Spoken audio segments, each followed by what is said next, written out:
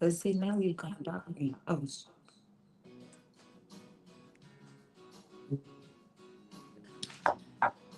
you put it here before because you found it. Okay. I just wonder if I switched to a different app. Yeah. I should have got your laptop.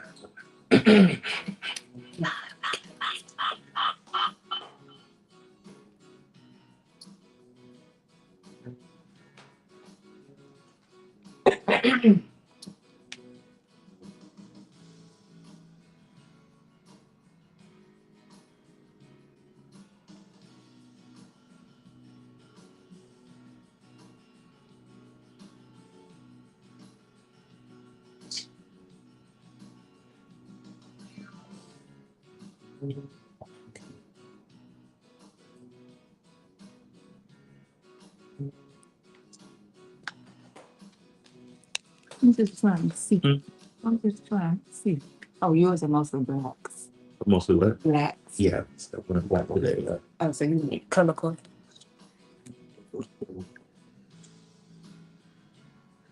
But I always gotta help my blue there. Blue fire? You know. Where you from? Mrs. Payne on this one. Just don't, you know. Hmm. Sometimes you just know. Yeah, I'm from Mississippi. Okay, what part? Jackson. Jackson. Okay.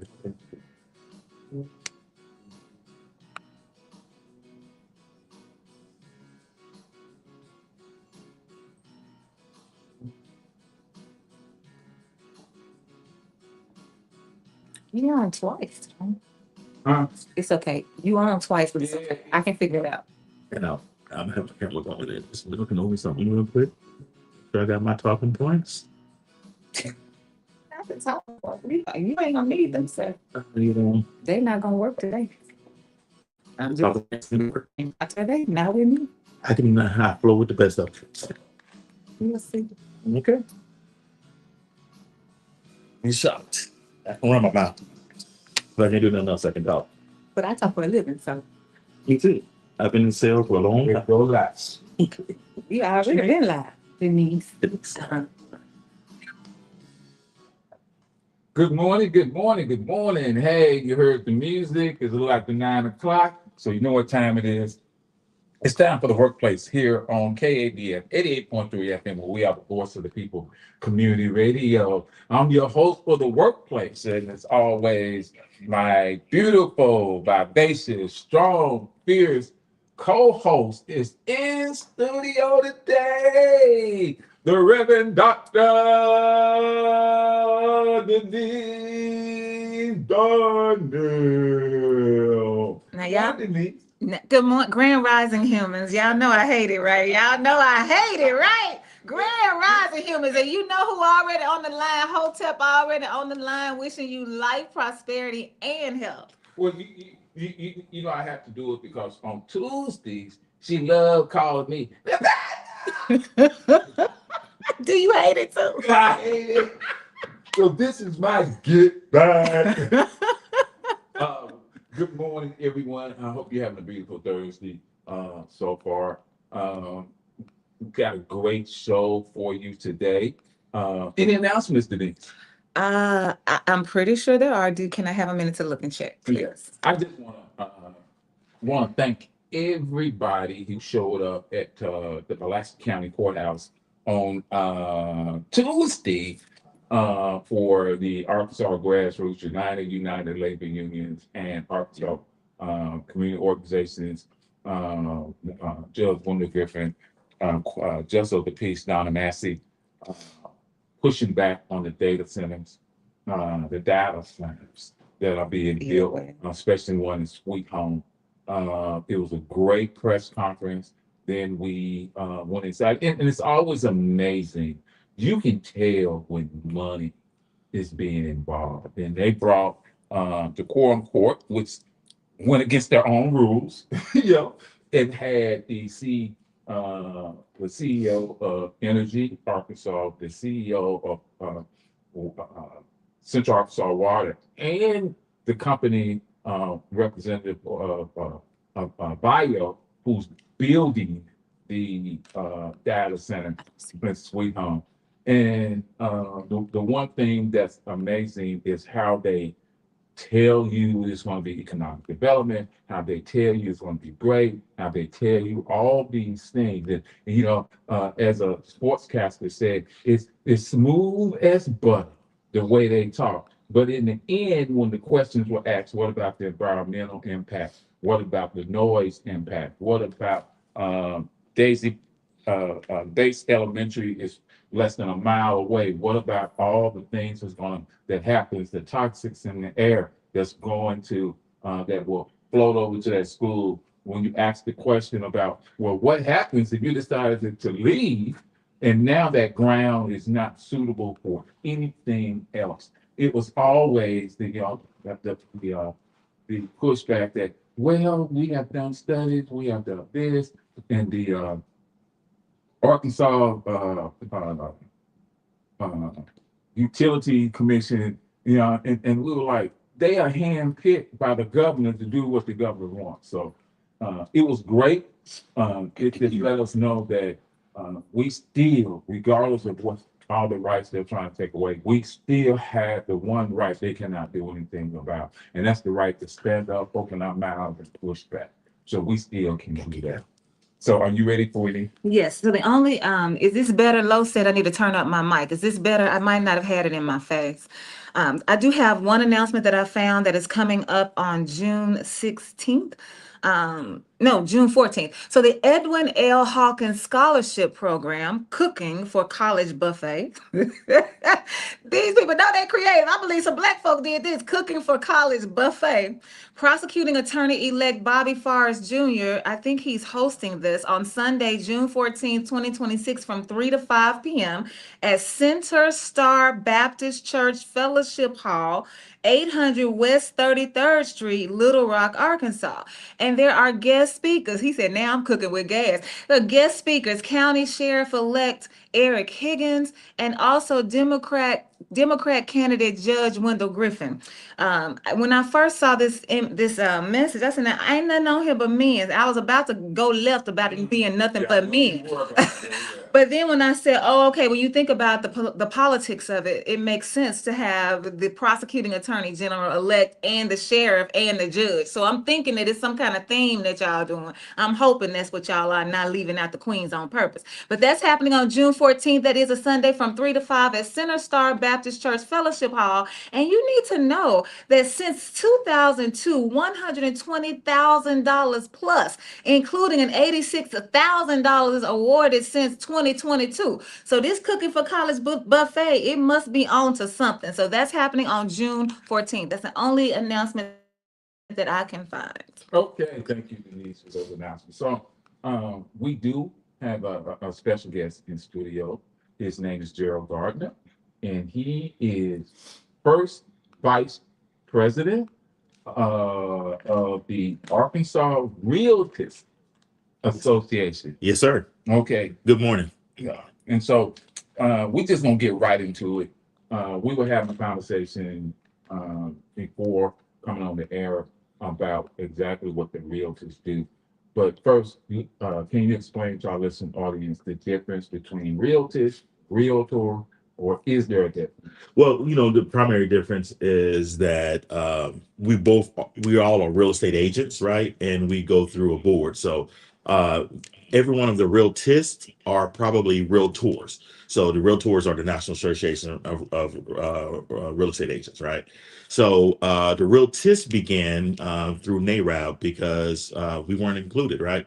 So primary, you know who we is, right? No, we. Oh, you know. You talking to the audience. You're not talking to me. You talking to the listeners. We are minorities, African Americans and other minorities. We weren't being treated fairly in the housing market, right? We weren't able. For real?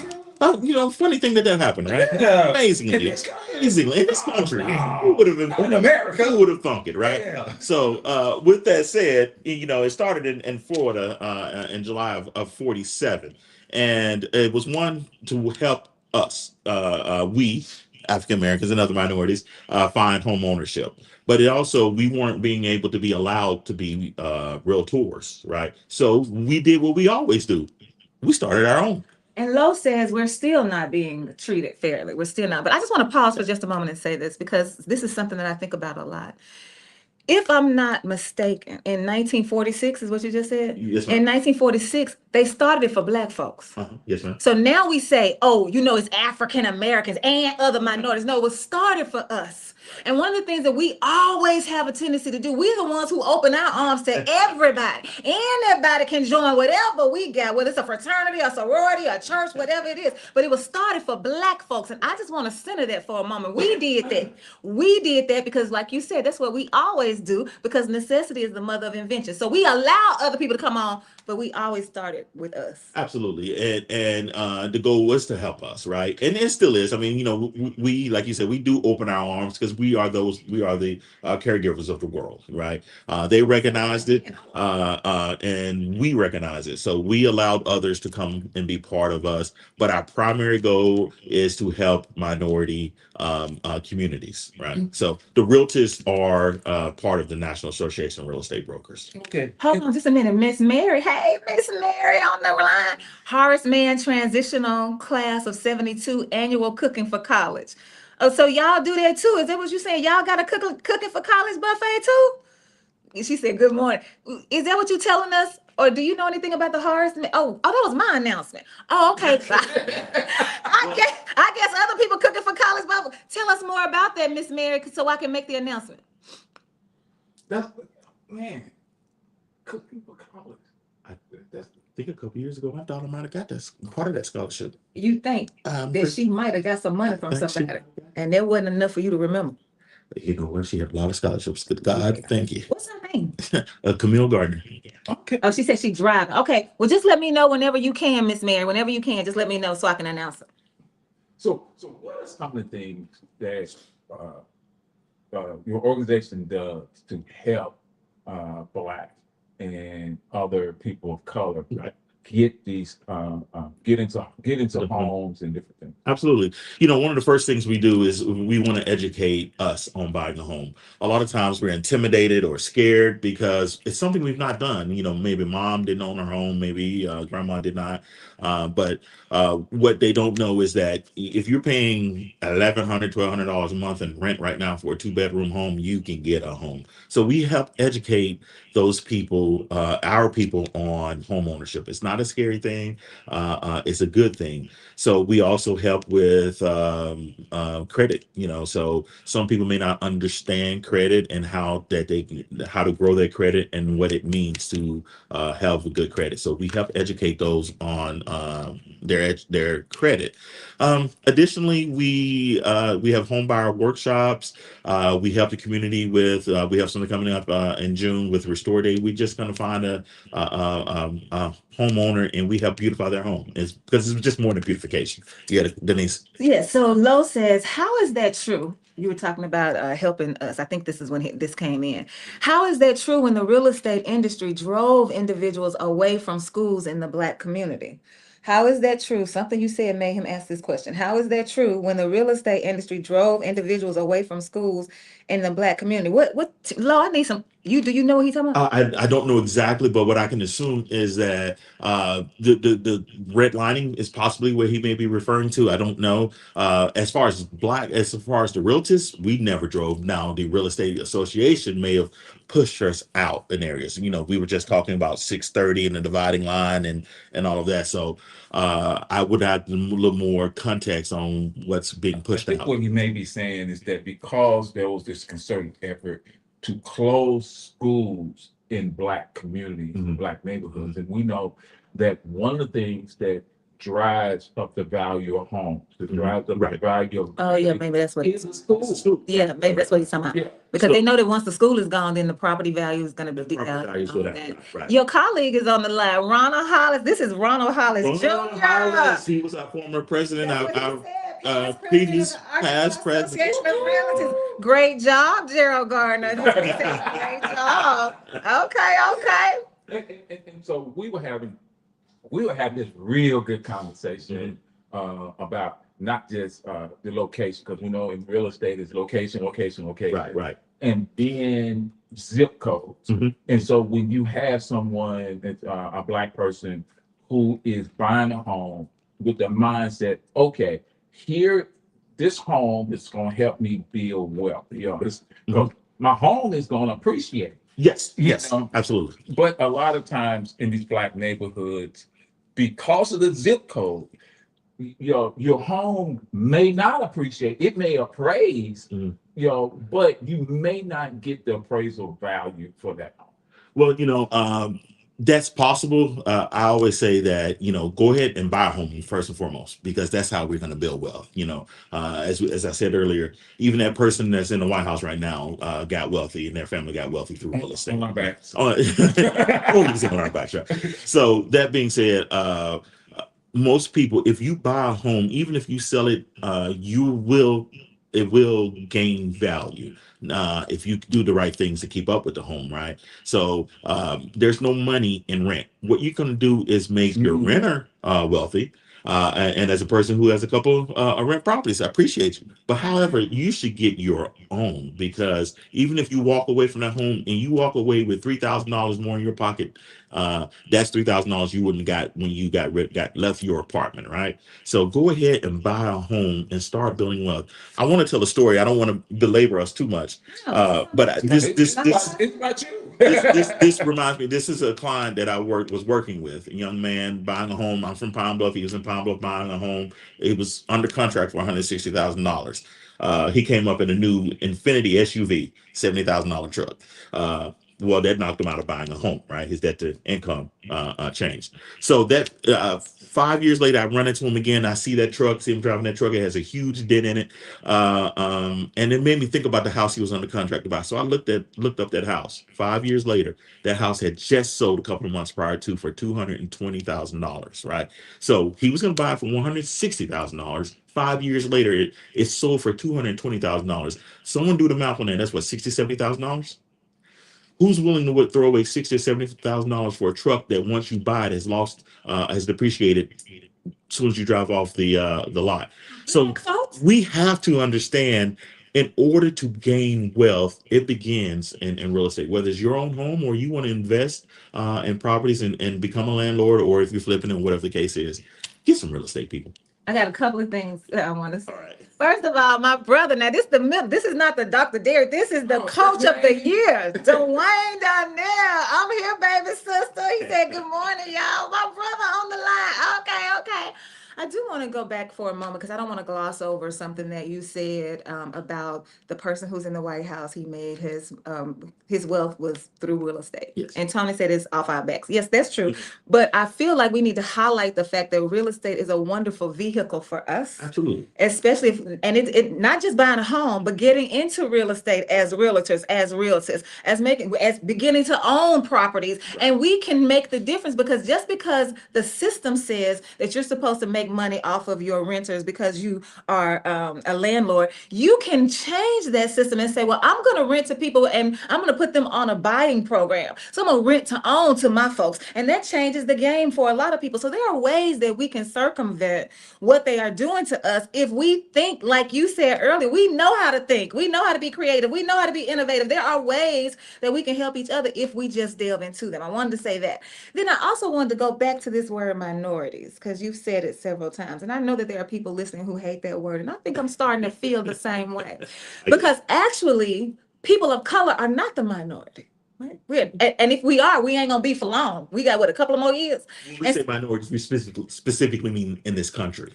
And I also think that we mean marginalized. Marginalized, that's good. The people that the society has pushed to the edges. If you fall into that bracket, because you might not be a person of color and be marginalized as poor, you might be white and poor, so you would be marginalized as well. So I just wanted to kind of bring some attention to language, because I think that the system of white inhumanity wants to always make us feel like it's more of them than us. And look at how much power, because it's in the numbers. No, that's not really true. So I just wanted to say that. Well, they're scared of the numbers, right? If we look at how this country is working right now, they're doing everything they can to stay in power, whether it's redrawing congressional lines, all the things that they do. And there's a reason why you're scared. There's a reason why there's fear. But I'm not going to go too much into that, but we understand it, right? You can go as far as you want. Before you go any further, I got a question for you, but I started laughing when you started talking about how the shape of this country is changing. And it made me think about an article I read the other day where uh, they had uh, increased the numbers of refugees that could come into the country. But the only refugees they're allowed in the country are the white Melanin Afrikaners. deficient. Uh-huh. Yeah. Right. And so, But what's happening with those Afrikaners now? A lot of them that they brought in, when he had this big deal about them being, what was it, being violently oppressed in South Africa, uh-huh. they are going back because this country is too violent. I think that is hilarious. So if you look it up right now, they're bringing some more in, but those that came in that initial wave, was it 10,000 or something? They wanted to go back because the cost of living in this country is too high. Yeah. And additionally, they think it's too violent. So, that's one of the reasons we recently had, a couple weeks ago, we had our bus tour. NARAB, National Association of Real Estate Brokers, brought our bus tour here because Little Rock is one of the cities, we did 8 cities, it was one of the cities where the median income still can purchase a home at the average price that we are in Little Rock. So the average price of a home in Little Rock right now is around median price is $250,000, right? So the average income can still get you that $250,000. Average income. Yeah. Hold on. Here's Lo. Lo says his question for you. Well, first, let me start with this one. He said it's called genetic annihilation. He's talking about, we were talking about marginalized people and numbers and those kinds of things. And then here's his question. How do you approach veterans who don't need a down payment about buying a house? Simple, plain. There is a loan specifically for veterans, right? So, given your lender and do a VA loan. So, VA loans, there is no down payment if you're doing a VA loan, right? So, you still have closing costs. So there are still some fees associated with it, and there maybe some of our agency fees, depending on. But there's no down payment. So, go ahead. So your down payment, one of the things we get misconstrued is that you have to put 20% down. No. Typical down payment is about 3% of a home. So if you're buying a $200,000 home, your down payment is around $6,000. But I also think that we don't talk enough about how you can ask for closing costs. With a good real estate agent such as Gerald Gardner and Lakeisha Grow, and Brianna Fresh. Let me shout out to mine, Brianna Fresh. So yes, I wanted to say that because a lot of times when you say closing costs, people also feel a little intimidated. Then wait a minute, I got to put money down. Then I got to do closing costs, and they start thinking that the numbers are getting higher and higher, and they think that they can't, that they're outpriced. But you can ask. You can say, look, I want 6,000 in closing, 5,000 in closing. And sometimes there's work that needs to be done in the house, and you can say, I want credit if you're not going to do the work. Like there's so many other nuances. Right. An experienced realtist will help you and navigate those waters, right? Oh, yeah. So Samela Polk, realtors. There are some great real estate agents that are realtors, and reach out to any of us, and we can help you purchase a home and negotiate on your behalf. One of the things you talked about that I think is very important is information. Right. Getting people to workshops, getting people to understand. When you talk about veterans, I have a VA law. Yes. And no down payment. Right. But if you are a veteran who is 100% compensated or disabled, you don't even have the closing costs. Oh wow! Yes. Mm-hmm. Yeah, you don't have to do it. But that's information, and you're right. A lot of people are afraid, or a lot of people, what happens, they just go by what that realtor says to them, and that realtor may not be looking out for your best interest. Right. Just like in any industry, such as politics, for instance, not everyone's a Barack Obama. Not everyone's that guy in the White House right now. So not everyone is bad, not everyone is great, but there are some very good real estate agents out there. Now, what we do and what I do specifically as a realtor is I stay in my lane, right? So I don't talk about things I truly probably don't know. Like I don't get into too much into finance. We have great mortgage lenders for that, So as realtors, we have some very good lenders out there. Corey Walker is out there. We have Kedrick Dobbins. They are all realtors, and they are really good lenders. So get with a good lender to help you navigate those waters and help you understand. And I also want to say this too, because what I think is that I don't think that we understand that we can fire people. That people who the realtors work for us. And so if you have a realtor, the first person that when you call on the phone because you see the number, because you saw the house and you see the sign that says for sale, the first number you call, they're going to send their listing agent. They're going to send their realtor. Right. But you can get with that person, and if the energy doesn't vibe, if you don't feel like they care about you, if you feel like they just, you can just say, as long as you haven't signed anything, don't sign that. As long as you haven't signed anything, you can say, no, I'm going to find somebody else. And that is okay. I think we have a problem for exerting our power, thinking we got to be nice and, well, you know, they just trying to do their job. No, you need to make sure that they are taking care of you. That is their job, to look out for you. And it helps them get paid, of course, but that should be their number one job. Hold on, here's another question. Tony, is that a total disability through the VA or Social Security? That's VA. That's VA low. If you are what we call 100% in your rating through the VA, that means basically you have some type of disability. Right.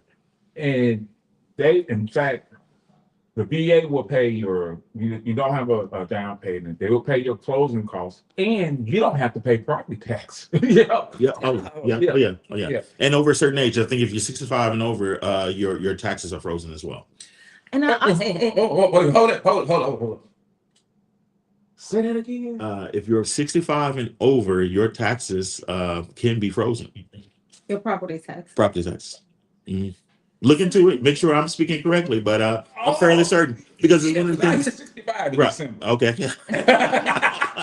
That's why I had that dog here. I know that attention. I also want to say this, though. I also want to say that, especially for Black folks or for marginalized people, when we get a home, it's such a huge ambition, right? It takes such drive and determination to get there, that when we get there, the first home we get, many of us think of it as our forever home. And so we don't even think about whether or not we should move, because we don't want, child, this was my first house I ever bought. And so I think that, to your point about so let me tell my own story. So to your point about your friend, I just moved over here. It's 6 years ago. And I was just having some thoughts one day. I'm just thinking, like, maybe I need some new energy. Maybe I need a new space. Like, I'm not sure. Let me just see what's happening in the market. And so my house, I bought my house. The house was listed for 160. Yes, ma'am. I wanted it bad enough, and somebody was competing with me. And so I offered 165, knocked them out. It appraised, though, right? Oh, yes, and that's what I'm trying to say. 70. If I want to sell my house right now, if I wanted to, it's $70,000. I can list it now for $235. Mm-hmm. 6 years later. Okay. I'm not talking about, I'm talking about this Denise that y'all can touch. And so we have to change our way of thinking. You can get this house, and then you can stay in that house for 6 years, and then you can stay in there for 3 years. You can stay in there for 30 years. We just need to begin to think more about mobility and how that's possible for us. Denise, I'm glad you say that. And being a salesperson, I have nothing but stories, and being in real estate, some of the stories can be quite hilarious. But I was working with a young couple in their mid-20s, just had their first child, and they wanted to buy their first home. What they wanted was a home like their parents had, which was probably about a $240,000 home at that time. Well, your first home may not be what your parents have. Your parents may be on their second or third home, right?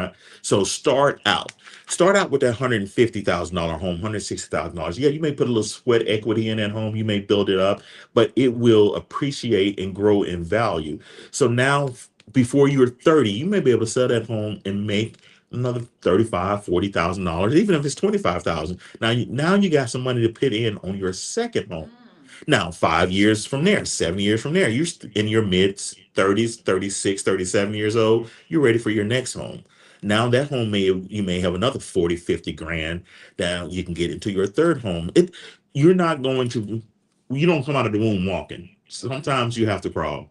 Then you can walk, and then you can run, right? Mm-hmm. So your first home may not be the home that you just is your dream home. And if you're so lucky to be that, great. But if you're not, build up.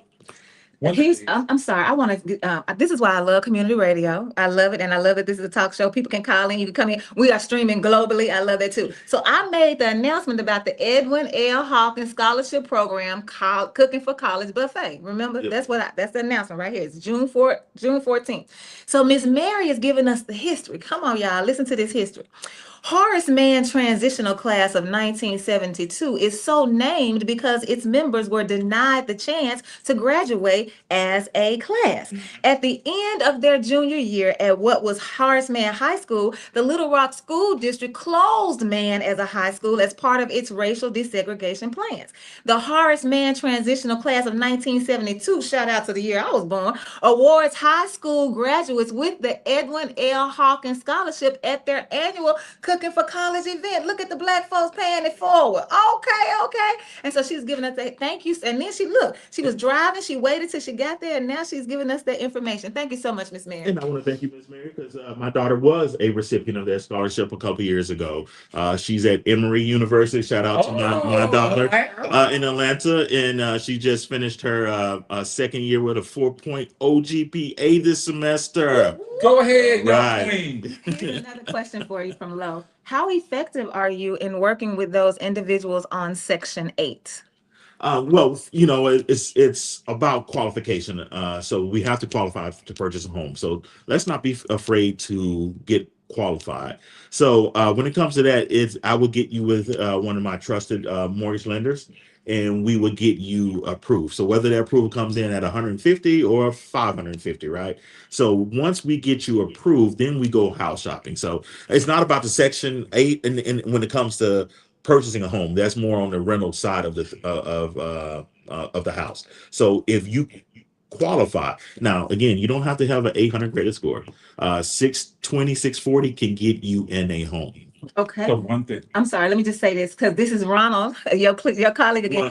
He said, my mom is a member of Horace Mann Transitional Class of 1972. You better bring the community together up in here. Ron, you was at that luncheon that Sunday, if I'm not mistaken, a couple years ago. So I think I saw you there, Okay. if I remember correctly. Now I'm in those early 70s too, so my mind may not be what it used to be. Mine is great.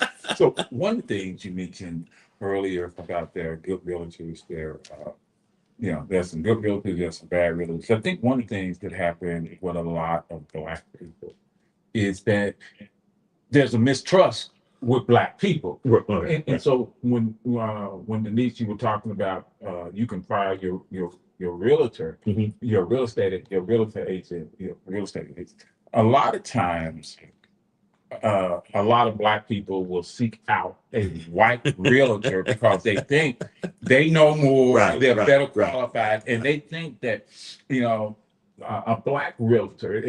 I think it goes back to an episode of Sanford and Son I saw where he went to the dentist, and he didn't want a Black dentist. He wanted a white dentist because he felt the white dentist was the best. But the best dentist in the office was the Black dentist. It's funny you say things like that because we villainized, in which we should have, but we villainized Charlie Kirk when he said, "Hey, I'm questioning of Black power." But we unconsciously, some of us, unconsciously do the same thing by that statement alone, right? So the thing is, we question Black power. We question. I mean, excuse me. And again, I go on tangents, but if you look in the hood, where's the most dangerous? I just saw a documentary where they sent a white man in Cleveland, Ohio, into a hood. That white man was safe. As soon as the same hood a Black man got there, they didn't know, he almost got hurt. Why did the Black man almost get hurt versus the white man? It's almost like we don't like each other. So now I'm not going to go into that too detailed, but maybe that we don't like each other. Yes, some of us are suffering from internalized racism, but I also think that we still have this notion that we've been conditioned and programmed to believe that we are, you just said, we're the caregivers of the world. So we want them to know that they're okay. We want them to know we're still seeking an embrace. We're still seeking to be seen by them. We want to be friends with them. We still want all of those things. And so we're willing to even hurt our own folks to make sure we get that affirmation. But I want to get back to your question as far as African American real estate agents being knowledgeable. I can tell you there's a lot of us out there that are very knowledgeable.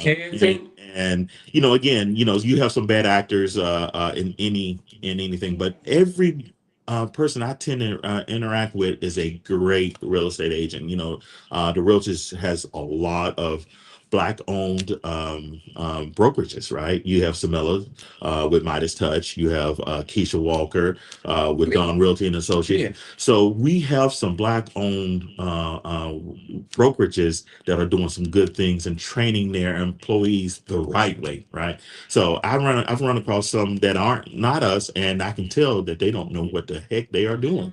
And I've only been in this business 6 years, but I've already got my broker's license, and so I pride myself on educating myself as best as I possibly can. Right. And so another thing that we talked about before we come on the air was north and south of 630. Right. And so when I know there are some, and I went through this when I was back in my home, is that before we got Samela, you know, we were pushed Mhm. south of 630.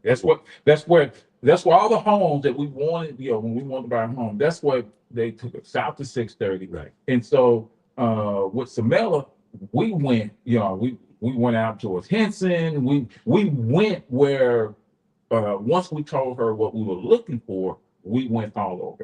And so I know there is this tendency because you're a person seeking for a home is black, that they want to be in a black neighborhood. Mhm. But basically what you want is, hey, this is my criteria. Right. This is what I need. If I found it in a black neighborhood, fine. But if I find it over here in this neighborhood, fine. And I think that's what happens a lot. They push you. Certain people don't understand, so they assume, right? And then I'm using the code word, right? We understand. So we have a code of ethics. If that is happening, if you find that your real estate agent is guiding you to a certain area, then you may really want to look at that real estate agent. We have a code of ethics that says that I don't care. We have fair housing, right? So I'm going to move you, whether you want 72211 or 72209. I'm going to find you a home. Now, I'm going to show you homes where you want to be. Now, if your budget is 150,000, well, 72211 may be a little harder to get, right? But at 72209, that budget may get you something, right? So it's all about the budget more than where you want to go. Now, everyone has an idea where they want to be, so I'm going to help you find those areas. Now, if we can't find a house, we expand it. I've sold so many homes to people who says, I don't want to live in the 72204. And what did they purchase? 72204. So many people say, I don't want to live on the East End over by the airport or something. What did we find? On the East End by the airport. So my job is to find you a good home that you are comfortable, that you want to purchase. So if you find someone steering you, which is code term, I mean, not code, but which is a term in real estate, I'm not going to steer you anywhere, other than a home type of home you want to purchase. But I think sometimes we, and I'm talking specifically as people of color, but particularly as Black folks, part of the problem I think is that we have not taken the time to assess what we want. We haven't taken the time to ask ourselves, what kind of house do I want? Do I want a modern home? Do I want a Victorian home? We don't take the time. And so we depend on, so now we're at the mercy of the realtor, whether they're good or bad or indifferent, because we want them to give us information. And so sometimes we feel like they lead us, but it's because you're not giving them enough information to help them help you. Denise, I'm so glad you said that. You just lobbed that up, and I'm a shack it and dunk it on home, right? So, I'm a big boy. So with that, I meet and a good real estate agent, realtist will meet with you, and we do a home buyer's consultation, right? Because most time, if you're a first time home buyer, you don't know what is what. So my partner and I, Lakeisha Crow, who's been in the business over 20 years, I've been in right at 6. We meet with our potential buyers, and we go over a consultation. For some of the things we help on, if you're not already pre-approved with a lender, we're going to work on finding you a lender that fits your needs. We're going to tell you about the home buying process, what to expect, things that you will see throughout this process. We're going to prepare you. And once we do that, then we are going to ask the fun questions, right? What are you looking for? The type of home. Do you have kids? Do you have pets? Do you want yard? So you get into those are the fun parts of it, right? I always say the lenders have the hard part. They got to talk finances with you.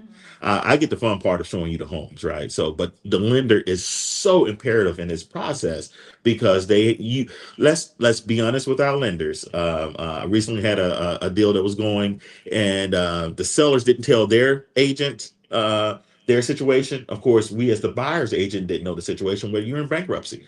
Now, there's a lot of time, money wasted on you trying to sell your home, but you hadn't even done what you need to do to sell this home. You're in bankruptcy. You can't just get up and sell your home, right? So that being now, with that said, you have to be honest with the people.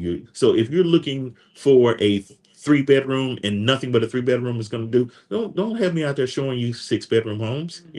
I don't have me out there showing you 2 bedroom homes because you got to have a 3 bedroom, right? So just be honest with the people you're working with because that honesty is going to help you get that home that is right for you. I want to ask a question, and then I mean, not want to say something, and then there's a question on the line for you.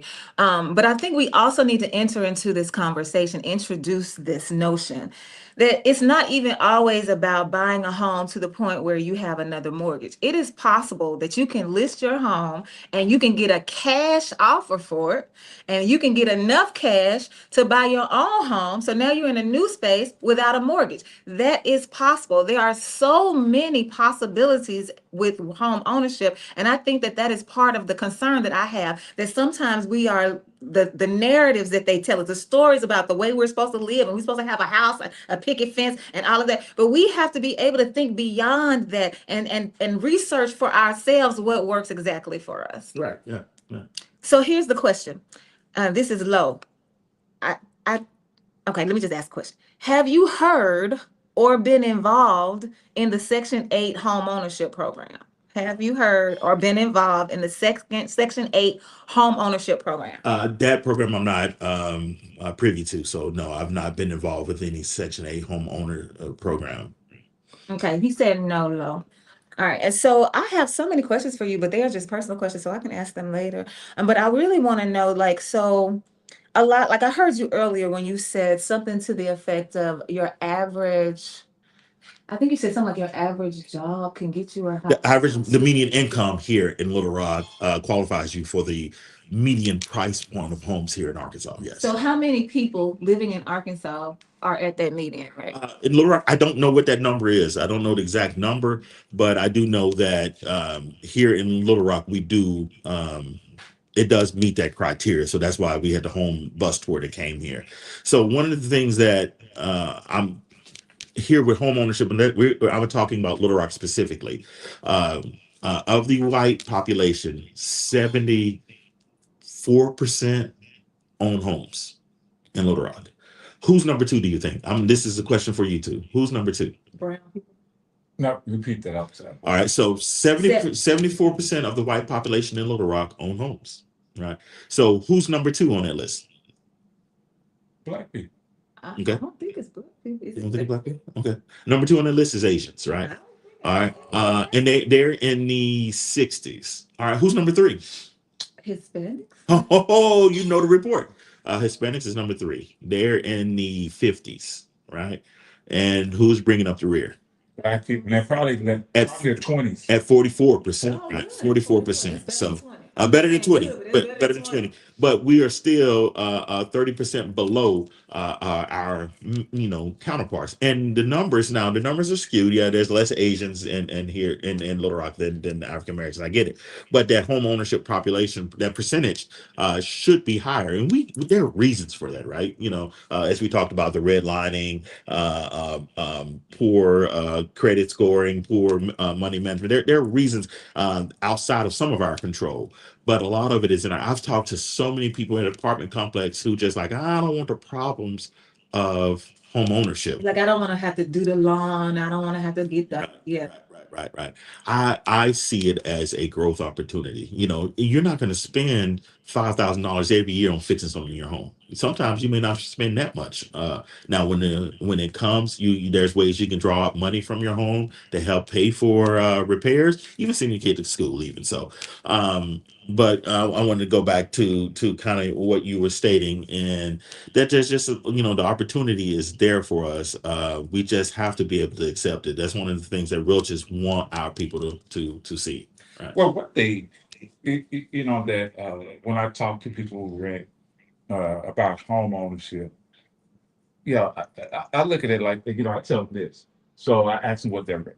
They say, well, I'm paying $1,200. Mhm. And I said, so what if you got a home that you're paying $600 a month? Mhm.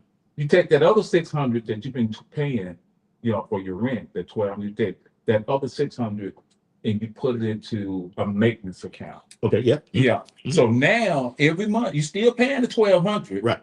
Yeah, but now you're building up money for expenses, for things that happen that you can take care of. And if nothing ever happens, you look up 4 or 5 years later, you got a nice little chunk of cash. You got some cash there, and not to mention the equity you have in your home. So let's not be afraid to use our equity, right? So here's Lo again. Lo says the credit system is whack. I know several individuals who are debt free with 600 credit scores. And so this is where I talk about reparations. And I've mentioned this before, is that we're so busy looking for reparations as financial, like we want them to give us money. And I keep saying, please do not give Black folks no whole chunk of money, because we are not, we're going to be broke in 2 years. But when you talk about reparations, we can talk about land ownership. We can talk about credit scores. We can talk about free college education. We can talk about so many other ways for us to repair these relationships. Now, my other brother is on the line, Dr. Derek Donnell.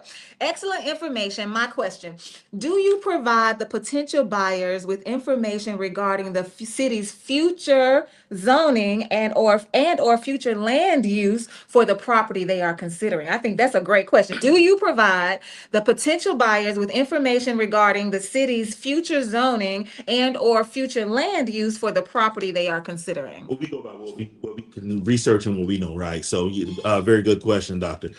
So, if someone is buying a home, one of the first things we're going to look at is the simple things, right? Will you need flood insurance, right? So, those are the simple things. And so, a good realtor is going to look up that property. And if we see something coming down the pike and says, hey, this area may be zoned for commercial in a couple of years, or this is what the city is looking for. When we find that information, we have a fiduciary responsibility to our buyers to let them know that. So a good real estate agent will research that information and provide it. Sometimes we just don't know.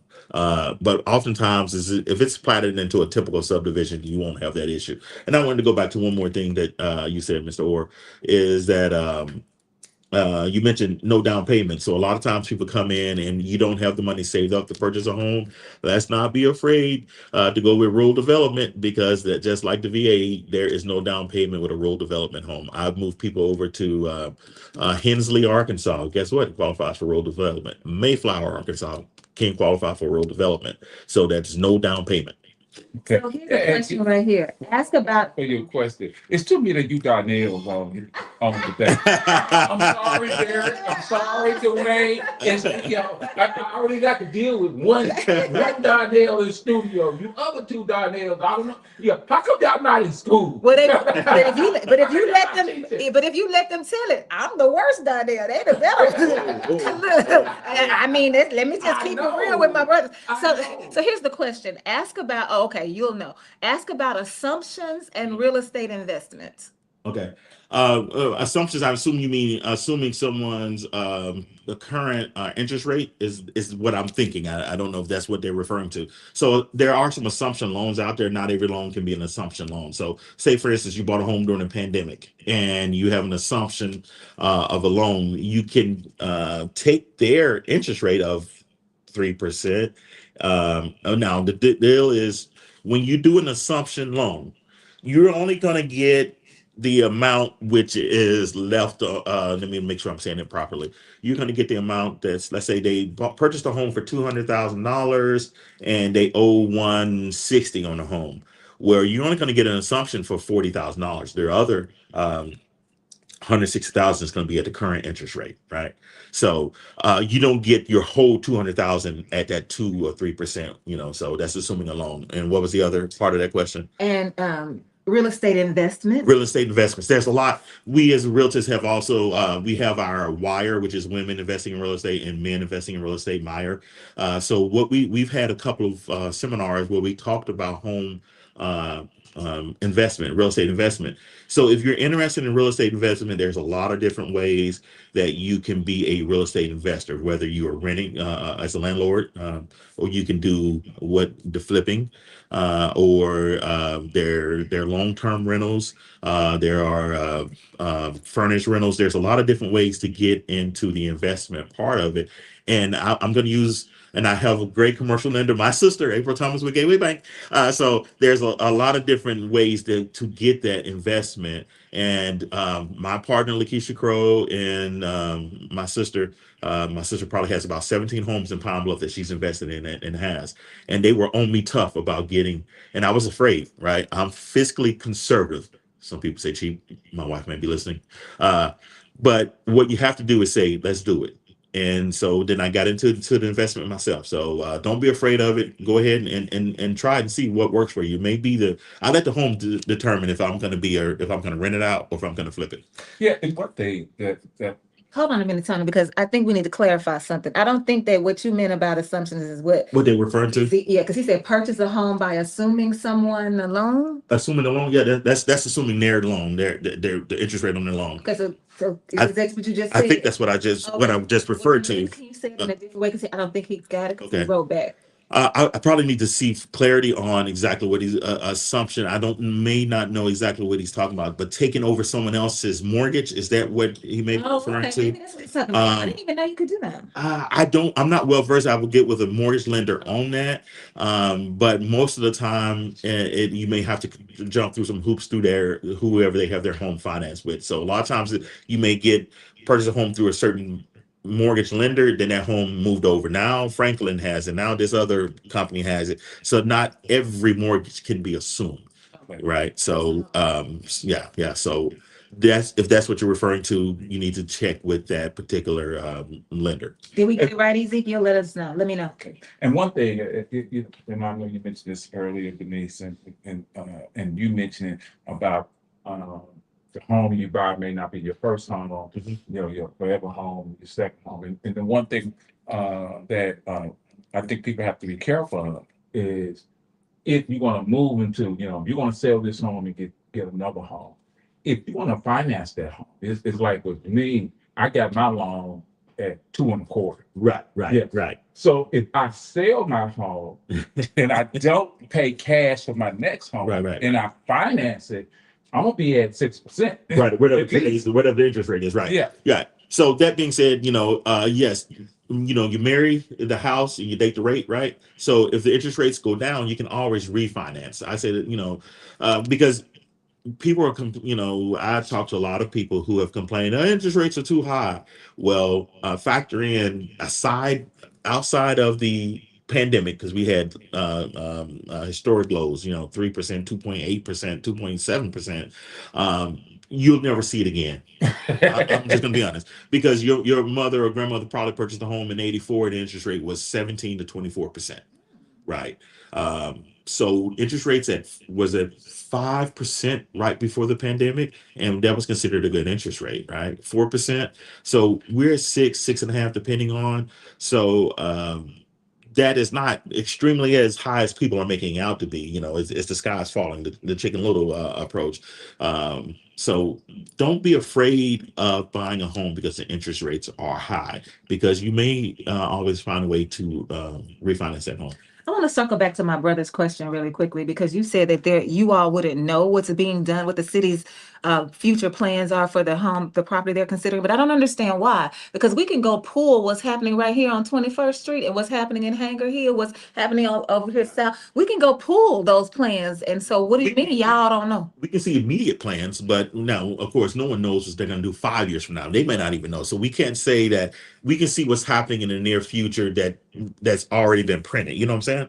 So I'm just saying, but I'm not sure I believe that. I believe these plans are like 10 and 15 years in the making. I don't think it's like 2 and 3 years and they just popped up. Okay. Because they got to change zoning sometimes. They got to have the conversations with the neighbor. And if that's out there, we pull that information. If it's out there, you'll get it. Right. But if it's not out there, let's say they make plans, and they got plans for 15 years ago, we may not know exactly what they wanted to do over there in Petaway, right here, right up the street of Petaway Park. That wasn't in existence 15 years ago.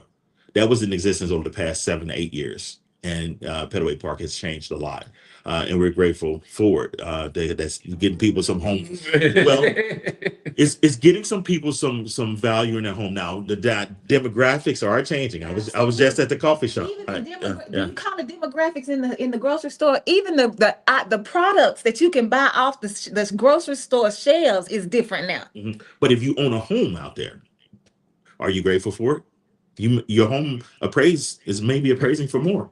No, I'm not grateful for it because I just said you done changed the face of the neighborhood and you even changing what you're putting in the grocery store. But So where are we to go? Denise, at the same time, you just said your home went from 170 to $227,000. So now the neighbors that I had when I got in, they don't have. They just tore down my other neighbor house the other day. It used to be a differently. He was neurodiverse, and he used to just stand at the door and rock. And I used to look forward to him standing at the door and rock. And they moved them out. So no, I feel some kind of way about it. It's good and bad, right? You're happy that you have the home equity in it, but you don't like the change. Unfortunately, that's because I want to know where my people are. Like, right. What did y'all do with them? Or do they now have homes? Like, where? Yeah, what?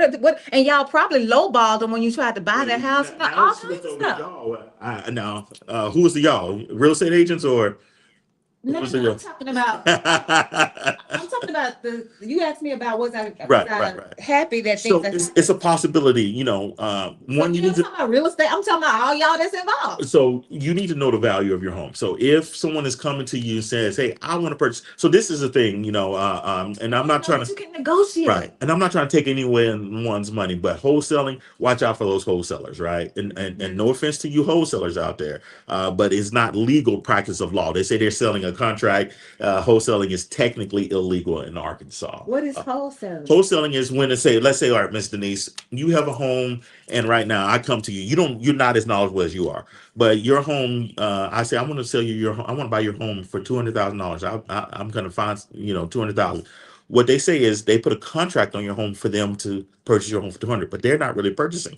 They're now out there looking for people to purchase this home for $200,000.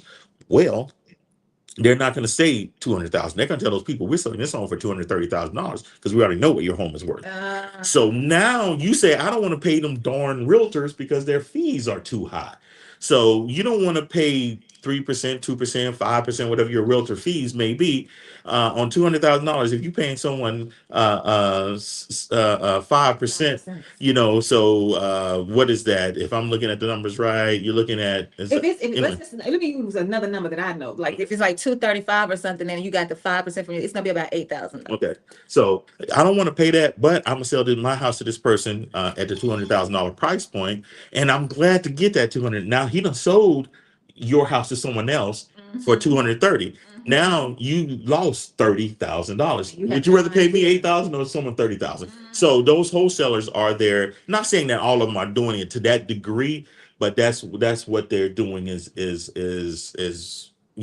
taking advantage of people when you don't know the value of your home. So if someone is coming to you saying, "I'm gonna buy your home for this amount," get with somebody, have it appraised. You may have to pay for an appraisal. Appraisal is going to be about $500 or $600. Get it appraised. And that way, and that's the other thing. We need more black.